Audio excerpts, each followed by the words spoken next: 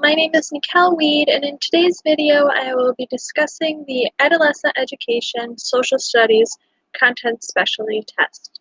Let's get started. So I'm going to share my screen with you guys.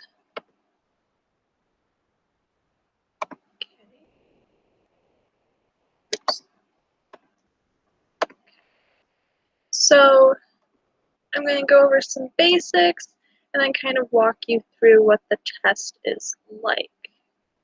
Okay. The Social Studies Content Specialty Test. So the format, it's computer-based. It's similar to your EAS test.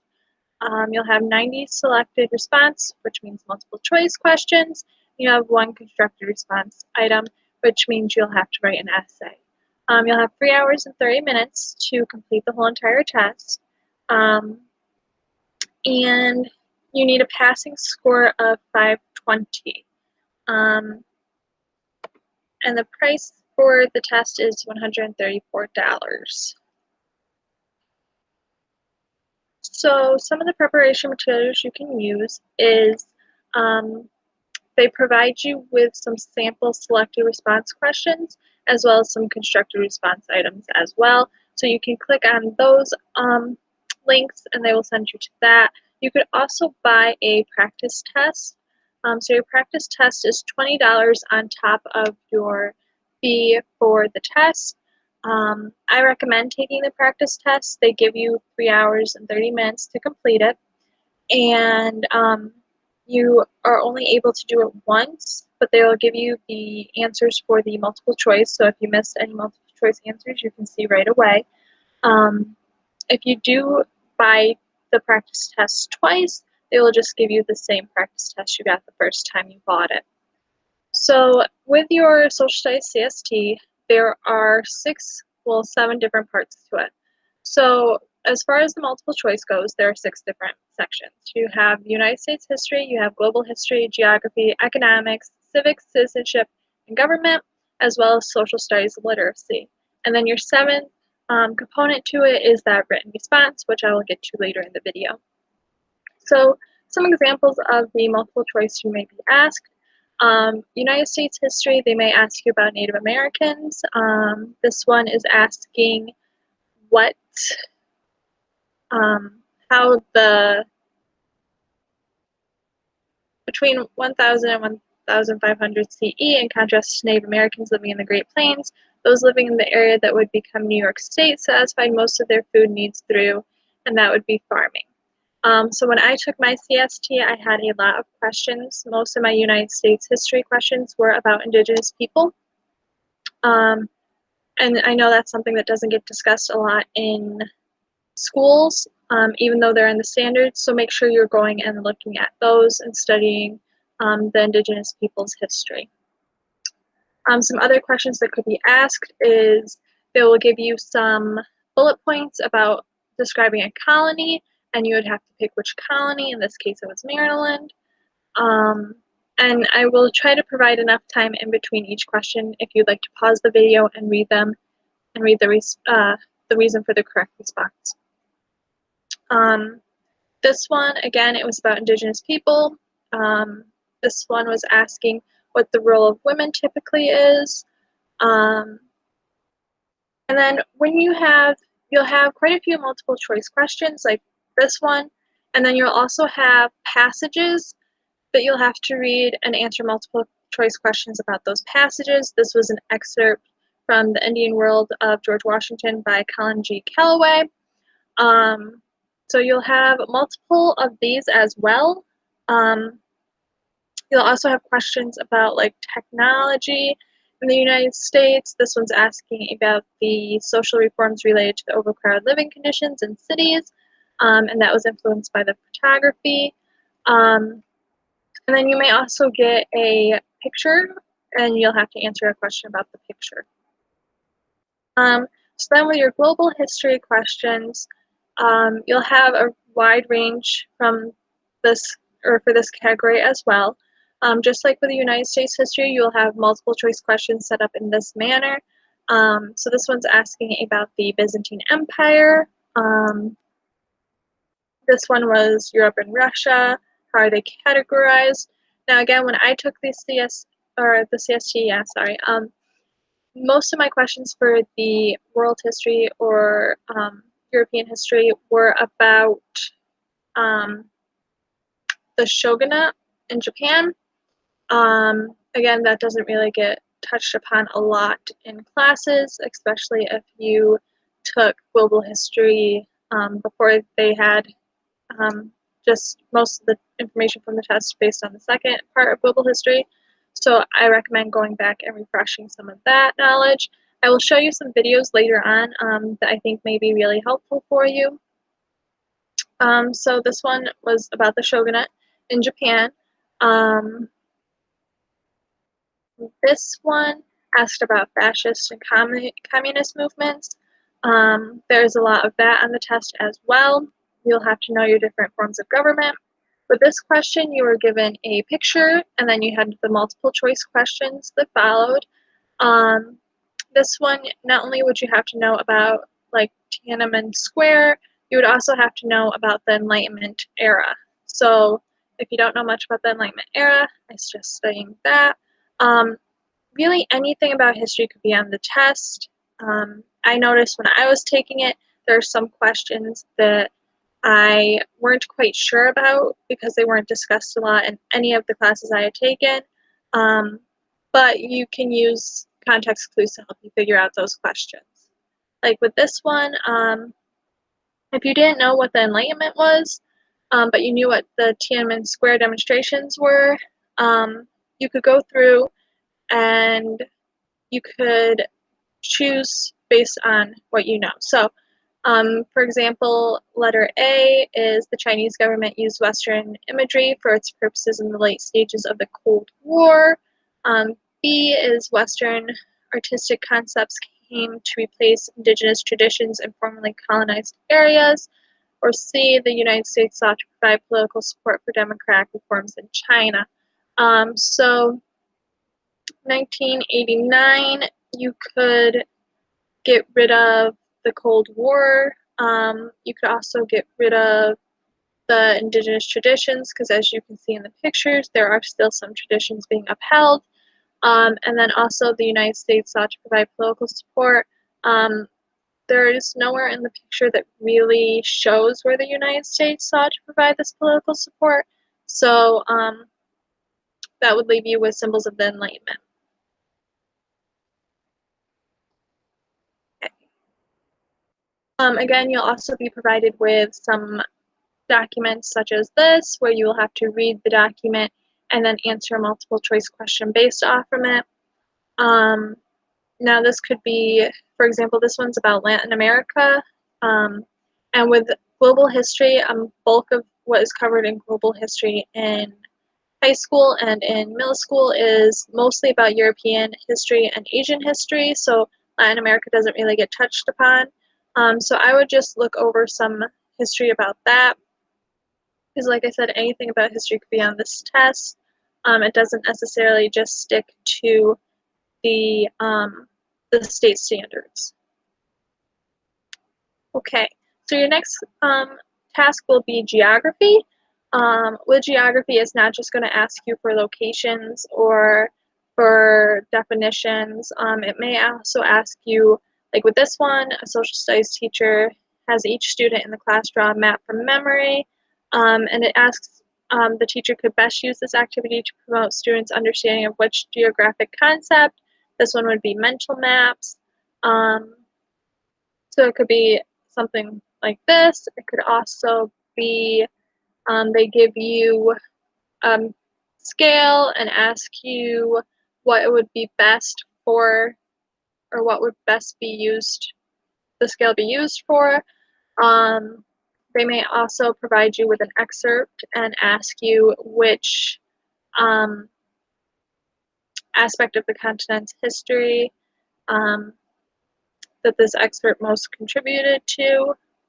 Um, They also may give you multiple bullet points, and it may be describing a continent or a location, and you will have to figure which location fits best. This one was the Indian subcontinent. Another example is that they may tell you the difference between the characteristics of a functional region and a perceptual region. You could most effectively use which two examples. So you would have to know the definition of functional region as well as perceptual region. And then they'll also give you passages such as this, where you'll have to read it and then choose which answer best fits the question. Okay. I think this one's also a geography question. Oh no, this one's economics. I'm sorry. So your next section is economics. Now this is a section I kind of struggled with because I'm not really good with economics. But what I figured out is that there are most of the questions, sorry, are made up of simple concepts that they make to seem more complex. And I'll show you what I mean in a minute. So with this one, they give you a scenario, and they ask you how this teacher could best clarify the concepts. So this one's asking about opportunity cost, and that would be more valuable ways the land is currently being used. So again, this one seems like it may be difficult, but it's built on the simple concept of opportunity cost. This one, they give you a graph. There's lots of graphs in the economics section. So this one's asking about supply curves, which again, it may seem like scary looking at the graph and trying to remember, oh, what is a supply curve? But it's just a basic concept. So it's asking what would shift the supply curve, and that would be the number of firms that make the product. This one is just asking about diminishing marginal returns. Again, another simple concept. So the economics section may seem scary, and it definitely scared me because, like I said, I'm really bad with economics. But what I found is most of the questions, now you'll have to reread it multiple times. Like I know I had to, but most of the questions are based on simple concepts like diminishing marginal returns, the supply curve. This one is talking about deflation, another simple concept. This one right here, you're given another graph, and it's asking you about the currency and the fluctuations in currency. So this one, it would be about like consumers and imports. And then this is the reasoning for this question right here, if you'd like to look at that. And then this one's asking about free trade. So simple concepts that are more manageable. When I was trying to study for the economic portion, I was trying to get as many like more complex concepts into my head, but what I found is it's just the simple ones. Okay. And again, they could give you a document such as this. This is an Adam Smith passage, and they'll ask you a multiple choice question about what you read in the passage. Now, questions like this you'll see a lot throughout the test, especially in your second to last section, the social studies literacy section. So they're not as scary as they look. So this one is the um, the civics one. So they may give you a similar document that you've already seen, such as this one, and ask you a question about it. They'll give you multiple choice questions, such as this one, that's asking about the freedom of speech, freedom of press, freedom of petition and assembly, and then just ask you what function of the government this falls under. They'll ask you a lot of questions about which function of government. What other questions they'll ask you about is they'll give you a scenario about a high school social studies teacher, and you'll have to figure out the answer that fits the best. So I know on my test I had a question similar to this one that asked about Athens and like democracy and aspects of the Athenian government that are found in our own government. They also asked me about the Roman government for Republican. So not only will you have to look at the bigger picture of government, you'll also have to look more at a state level. So this one asks about the New York State Attorney versus the United States Attorney General. Um, there are other questions that you have to focus on the New York State level, and that's something that, again, doesn't get touched upon in many history classes in high school or in history classes in college. So if you're a little rusty about your government, I suggest just looking up um, flashcards on like Quizlet for the government questions. And I recommend looking at Quizlet for a lot of the questions, or a lot of the subjects, sorry. So for like United States history, I would look up like United States history Quizlet, and I would use those to study. I use the global history ones to study. I especially use the economics ones to study. So I just recommend Quizlet if you're a little bit rusty on your knowledge. Um, and also, it's a good way to study. So another thing that they ask you about in the civics and government section is about the United Nations. And you would have to know about the division of the United Nations, and the different assemblies and the councils.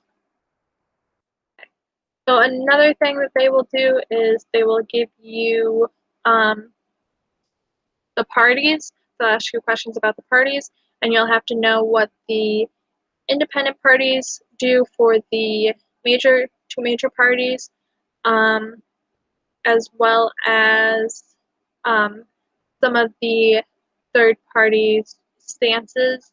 I know on my CST they asked me about, I believe it was the Green Party.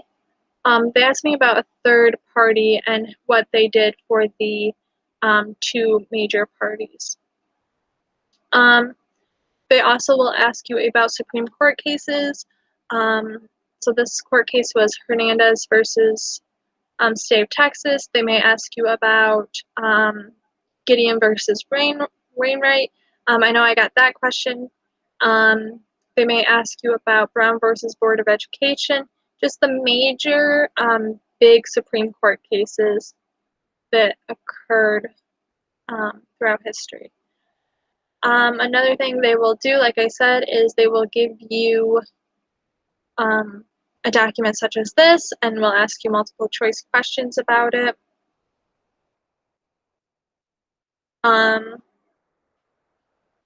Oh, I'm sorry, this is the social studies literacy section. So for the social studies literacy section, you're going to see a lot of questions that look like this, where you have a passage to read and then multiple choice questions to answer about it. Now, there's usually like one or two questions per excerpt, so there's not too many excerpts, but they do differ. So this one is about millwork. It may give you a picture or a chart. So this one was asking about the developments depicted in this map. So that would be the surest way for a nation to gain economic power, diplomatic status in the world, and military security is by obtaining territories. So it may ask about the territories. And then it'll switch back to an excerpt. And the excerpts could range from United States history, it could go to global history, it could be a geography passage, it could be an economics passage. Basically, any of the passages that you've already read, all of the sections that you've already gone through could show up in the social studies literacy section. So this one is, what is the third estate? And you have to talk about the French Revolution. This one is asking you like to know which is an opinion rather than a statement of fact. So it varies. You also could be given a chart, and we'll have to figure out what that data or which of the multiple choice question or answer, sorry, best fits the data. Or you could be just given a simple question like this one. So the census data for New York State would be most useful in a research study of what topic, and you would have to know about the census and like gerrymandering. Okay, so your last section is the constructed response. And with a constructed response, this is where you're going to show your teaching knowledge as well as your content knowledge. So you're going to be given the key ideas, standards, and themes for a unit, and then you're going to be given 2 different sources for that, and then you're going to have to do the following.